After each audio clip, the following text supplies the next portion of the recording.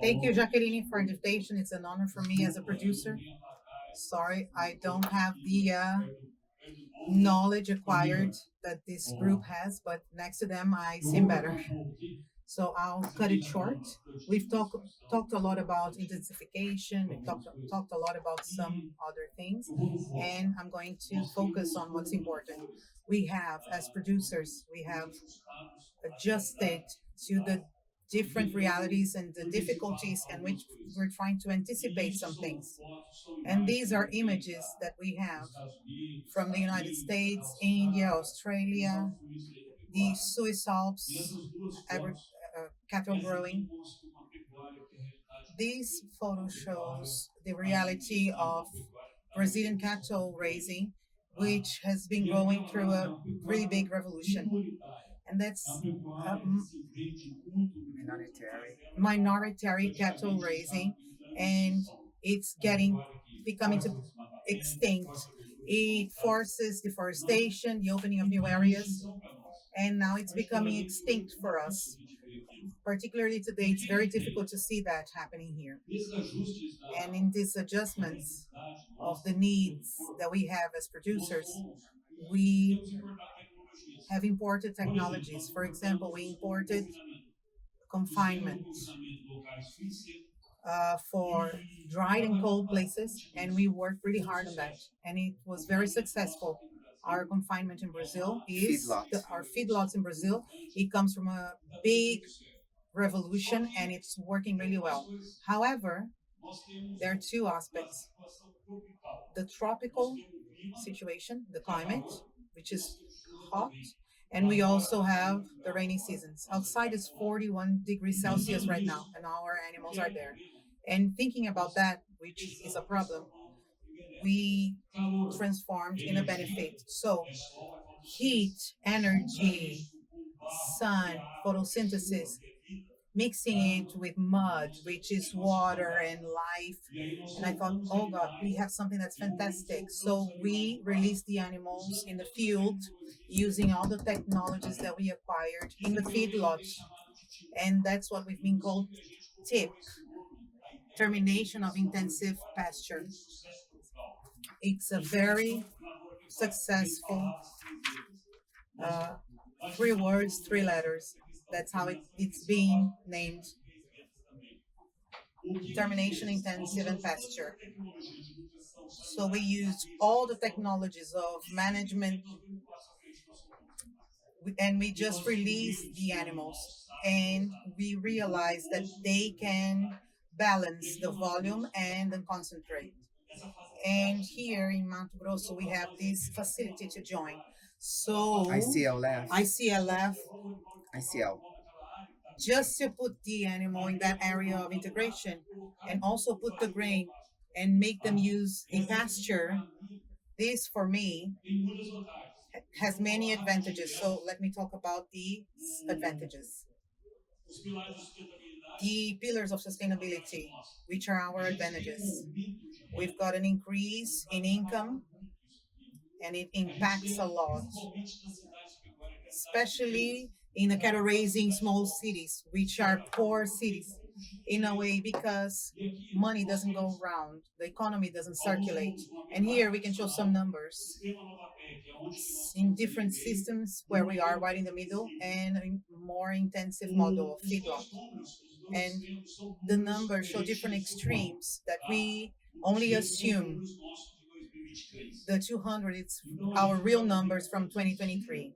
So we can see how much money it circulates in the economy in this way, including the taxing.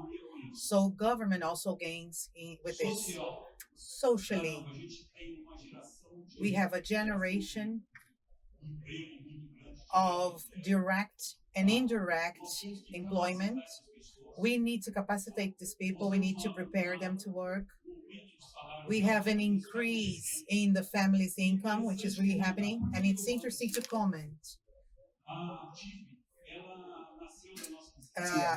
The TIP was born from our need, and we've been seeing the numbers in Mato Grosso in 2014. The TIP matched the feedlot in number of cattle, beef. But in 10 years, feedlot grew 10%, TIP grew 200%. So it's something that has sustainability. So today in Mato Grosso, we have 2 to 3 million beef cattle, which represents 30 to 40% of all animal in feedlot in Brazil. It's easy to operate, and something that's also important, it's inclusive. We can, a family can treat 5 animals or 100,000 animals, 110,000 animals, 150,000 animals. We have projects in Mato Grosso with 170,000 animals. So this is very inclusive. It moves the communities. We've been talking about communities and generating income to the small towns in the countryside. I won't even mention the environmental impact because we talked a lot about it. The interesting thing is that we went back to intensifying, was to disintensify a little bit, was to release the animal in the pasture. That was our step forward. And then it comes with all of this matter of new areas, reduction of emission, the carbon footprint, and all of that. And another interesting thing is that we are completely adequate to the legal rules.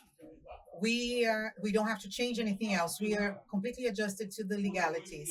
And another pillar which we also use in sustainability, which usually is just three, but we have more. We need to also worry about the animal welfare.